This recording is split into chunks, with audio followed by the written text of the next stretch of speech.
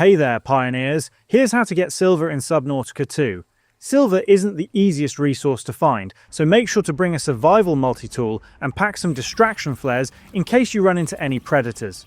From your life pod, head north until you're at least 200 meters away from it. Once you reach that distance, dive down and you'll start finding these underwater ravines. What you need to do is move deeper into these canyons or look for caves that lead down to depths of around 60 to 70 meters. These are the levels where silver commonly spawns. You'll have a much higher chance of finding it inside caves. Silver looks similar to titanium, but it's slightly more pointed and rigid in shape. You'll usually find deposits scattered throughout the cave, from the ceiling all the way down to the floor.